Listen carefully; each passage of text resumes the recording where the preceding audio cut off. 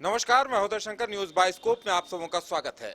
एक तरफ संथाल में बंद बुलाया गया था, दूसरी तरफ बीजेपी ने 11 अप्रैल को रांची चलो का आह्वान कर दिया है और कहा है कि सरकार में भ्रष्टाचार और अराजकता के खिलाफ बीजेपी की तरफ से यह आह्वान किया गया है और तमाम बड़े नेता जुटेंगे। वहीं अमित शाह बिहार दौरे पे भी पहुंचे हुए हैं, नालंदा में जनसभा को संबोधित करने वाले हैं।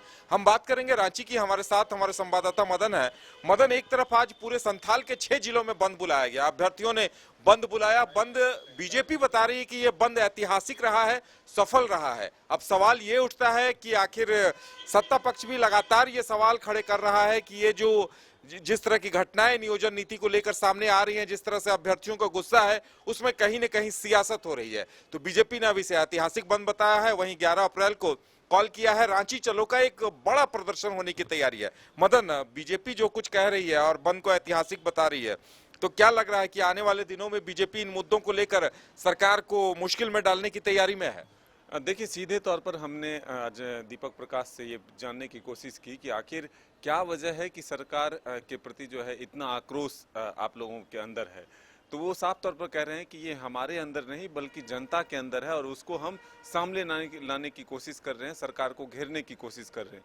हम उन बिंदुओं पर घेरने की कोशिश कर रहे हैं जो सरकार ने लिखित रूप में दिए हैं, यानी कि जब चुनावी एजेंडे बना रहे थे तब उन्होंने लिखित तौर पर जनता के सामने ये वादा किया था कि हम रोजगार देंगे, फिर स्थानीयता को परिभाषित करेंगे, जो तमाम वादे हैं। 2 लाख रुपए तक किसानों के ऋण माफ होंगे, बेरोजगारों को बेरोजगारी भत्ता मिलेगी। तो वो हम उन्हीं वादों को सिर्फ सरकार को याद दिलाने के लिए जनता के साथ सड़क पर उतरेंगे और इसके लिए वो पूरे राज्य से लोगों को रांची चलो का आह्वान देते हुए सरकार को घेरने की कोशिश कर रहे हैं। इस बार एक नया ये है कि झारखंड मंत्रालय यानी कि सचिवालय भवन को घेरने की कोशिश की बात की गई है।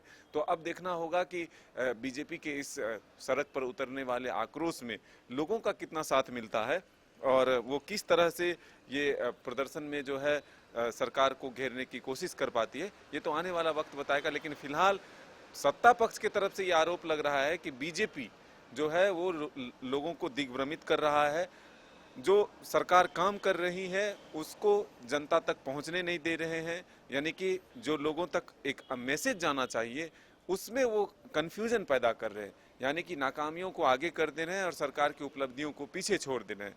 जनता हमारी प्रमुखता में है और हम जनता के लिए काम कर रहे हैं, चाहे जो भी विषय हैं, स्थानीयता को लेकर के हो, रोजगार को लेकर के हो या फिर अन्य जो भी विषय हैं, वो हमारी सरकार प्राथमिकता के तौर पर स्थानीय लोगों के लिए ही काम कर रही है।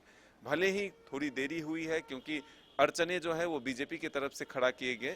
तो अब देखना होगा कि आखिर ये सत्ता पक्ष और विपक्ष जो दोनों आरोप प्रत्यारोप का दौर जारी रखा है, इसमें जनता का मिजाज क्या है, ये सबसे बड़ी बात है। लेकिन आज आपने देखा कि किस तरह से जो आरोप और प्रत्यारोप के दौर के बीच में जो बीजेपी ने रणनीति बनाई है, कोर कमेटी की बैठक हुई है, इसी बीच एक सर्वे का रिपोर्ट आता है और मुख्यमंत्री हेमंत सोरेन को देश के 100 सबसे शक्तिशाली सूची में जो है 64वां स्थान मिलता है।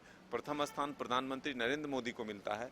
इस पर भी सवाल जरूर खड़े हुए हैं। हालांकि सत्ता पक्ष के जो लोग हैं वो ये जरूर कह रहे हैं कि हेमंत है तो हिम्मत है और हेमंत ने वो करके दिखाया है।